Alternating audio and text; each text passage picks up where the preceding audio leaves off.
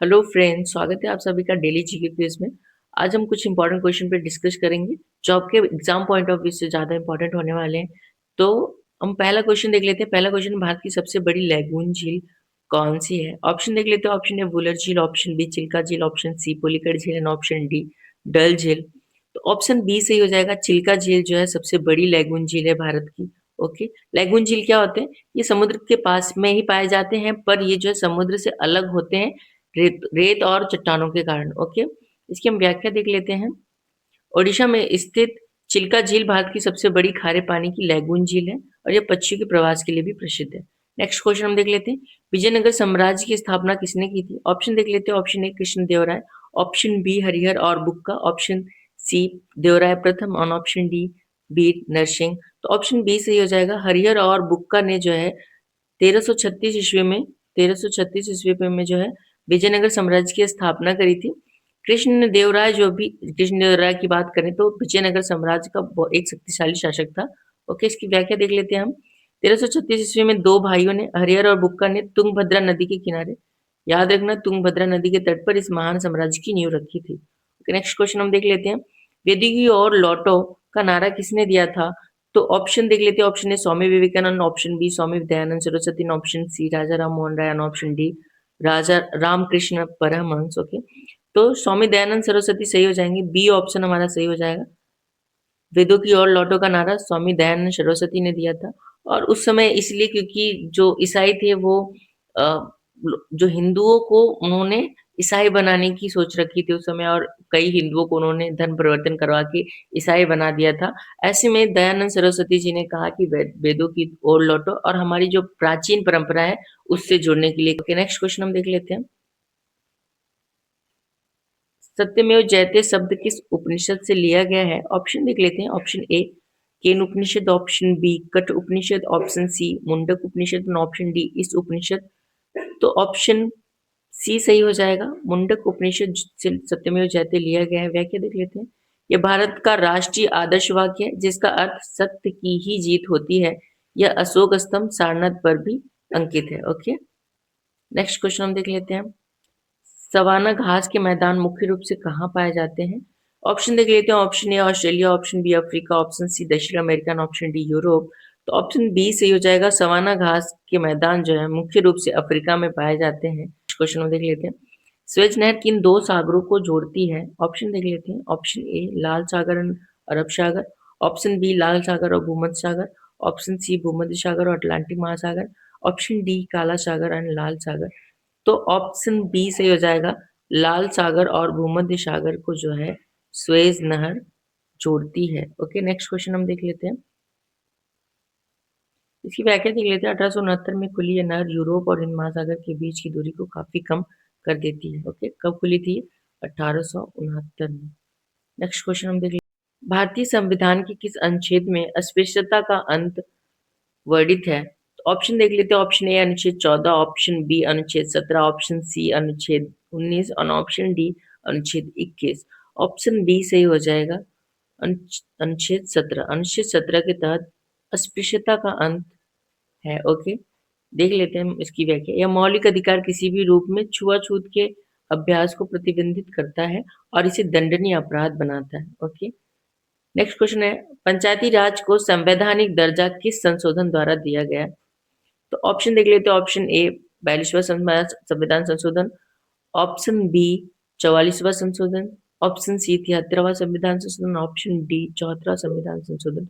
Option C सही हो जाएगा। 73वें संविधान संशोधन के माध्यम से जो है पंचायती राज को जो है संवैधानिक दर्जा प्राप्त हुआ। ओके, व्याख्या देख लेते हैं इसकी। 1992 के इस संशोधन ने संविधान के भाग 9 और 11वीं अनुसूची जोड़ी गई।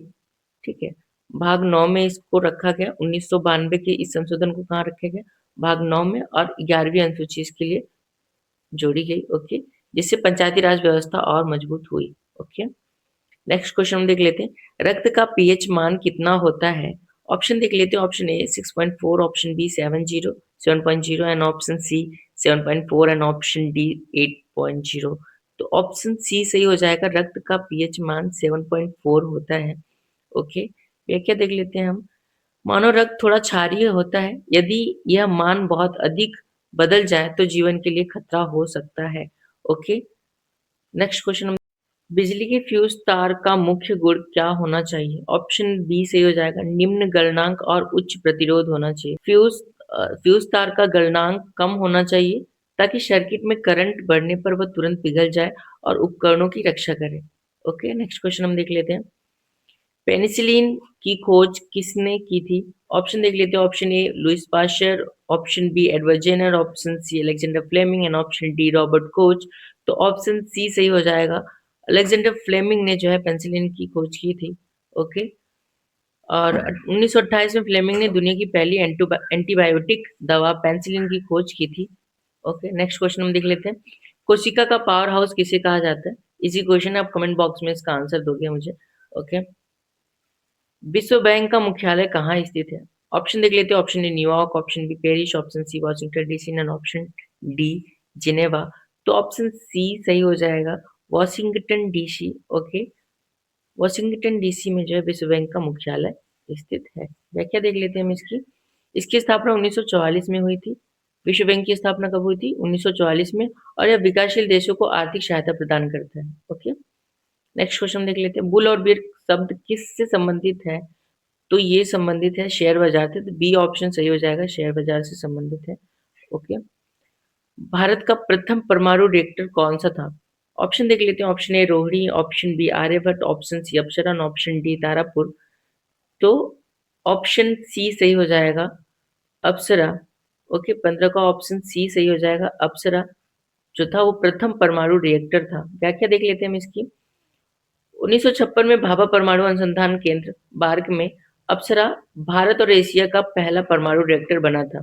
ठीक है, अप्सरा जो था भारत का और इवन एशिया का भी। एशिया में अभी तक किसी ने परमाणु रिएक्टर नहीं बनाया था, तो पहला एशिया में बनाने वाला कौन था? भारत ही था। ओके, नेक्स्ट क्वेश्चन हम देख लेते हैं। अंतर्राष्ट्रीय न्यायालय का मुख्यालय कहाँ है? ऑप्शन देख लेते हैं। Option A New York, option B Vienna, option C the Hague and option D Paris. Option C सही हो जाएगा, द हेग नीदरलैंड में जो पड़ता है वो अंतर्राष्ट्रीय न्यायालय का मुख्यालय है। ओके, नेक्स्ट क्वेश्चन हम देख लेते हैं। काजीरंगा राष्ट्रीय उद्यान किस जानवर के लिए प्रसिद्ध है? ऑप्शन देख लेते हैं। ऑप्शन ए शेर, ऑप्शन बी एक सिंग वाला गैंडा, ऑप्शन सी बाघ एंड ऑप्शन डी हाथी। तो ऑप्शन बी सही हो जाएगा, एक सिंग वाला गैंडा। ओके, जो काजीरंगा राष्ट्रीय उद्यान में मुख्य रूप से मिलता है आपको। इसकी व्याख्या देख लेते हैं। असम में स्थित है काजीरंगा राष्ट्रीय उद्यान। कहाँ स्थित है? असम में स्थित है। और दुनिया की 2/3 एक सिंग वाले गैंडे यहाँ रहते हैं। ओके, नेक्स्ट क्वेश्चन देख लेते हैं। विटामिन सी का रासायनिक नाम क्या है? ऑप्शन देख लेते हैं। Option A retinol, option B ascorbic acid and option C calciferol and option D thiamine. तो ऑप्शन बी सही हो जाएगा, एस्कॉर्बिक एसिड विटामिन सी का रासायनिक नाम है। ओके, और इस कमी से, विटामिन सी की कमी से कौन सा रोग हो जाता है? स्कर्वी रोग हो जाता है। और ये सबसे ज्यादा किसमें पाया जाता है? खट्टे फलों में पाया जाता है। ओके, नेक्स्ट क्वेश्चन है हमारा, गांधी जी के राजनीतिक गुरु कौन थे? ऑप्शन देख लेते हैं। Option A Bal Gangadhar Tilak, option B Gopal Krishna Gokhale, option C Dada Bhai Naoroji and option D Mahadev Govind Ranade. तो ऑप्शन बी से जो जाएगा, गोपाल कृष्ण गोखले जो थे वो गांधी जी के राजनीतिक गुरु थे। ओके, व्याख्या देख लेते हैं हम इसकी। गोखले के सुझाव पर ही गांधी जी ने दक्षिण अफ्रीका से लौटने के बाद भारत को करीब से जानने के लिए पूरे देश की यात्रा की थी। नेक्स्ट क्वेश्चन हम देख लेते हैं। सूर्य की रोशनी को पृथ्वी तक पहुंचने में लगभग कितना समय लगता है? ऑप्शन सी सही हो जाएगा, 8 मिनट 20 सेकंड लगता है। आप सभी को पता होगा। भारत में पहली जनगणना किसके समय हुई थी?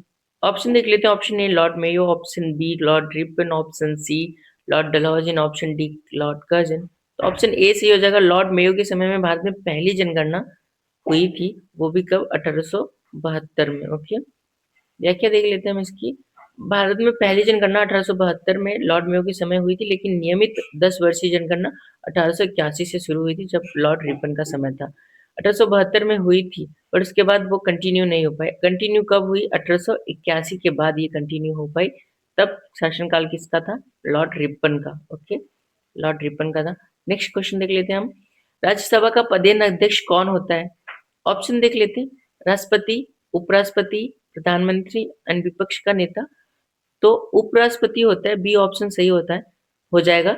राज्यसभा का पदेन अध्यक्ष कौन होगा? उपराष्ट्रपति होगा। पदेन मीन्स होता है कि उसको वो वहाँ पे अलग से कोई एलिजिबिलिटी या फिर अलग से उसने उस पद के लिए चुनाव नहीं लड़ा था, बल्कि मान लो वो उपराष्ट्रपति थे और उनको वो अपने आप ही मिल गया क्योंकि वो उपराष्ट्रपति थे। ठीक है, नेक्स्ट क्वेश्चन हम देख लेते हैं। योजना आयोग को कब भंग किया गया था?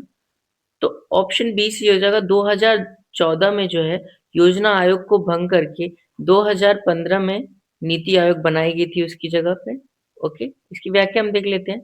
2014 में भंग किया गया और 1 जनवरी 2015 से नीति आयोग ने इसकी जगह ले ली। ओके, नेक्स्ट क्वेश्चन हम देख लेते हैं। एनीमिया रोग किसकी कमी के कारण होता है? तो ऑप्शन सी सही हो जाएगा, आयरन। आयरन के कारण जो है एनीमिया रोग होता है। किताबुल हिंद पुस्तक के लेखक कौन थे? ऑप्शन देख लेते हैं। ऑप्शन बी सही हो जाएगा हमारा, अल बरूनी। अल बरूनी जो है किताबुल हिंद पुस्तक के लेखक हैं। ओके, और इनकी व्याख्या देख लेते हैं हम। अल बरूनी महमूद गजनबी के साथ भारत आया था और उसने यहाँ की संस्कृति और विज्ञान का विस्तृत वर्णन इस पुस्तक में किया है। मिलते हैं नेक्स्ट वीडियो में। अगर आपने सब्सक्राइब नहीं किया हो तो चैनल को सब्सक्राइब कर लीजिए ताकि मैं जब भी वीडियो अपलोड करूँ आप तक पहुँच पाए।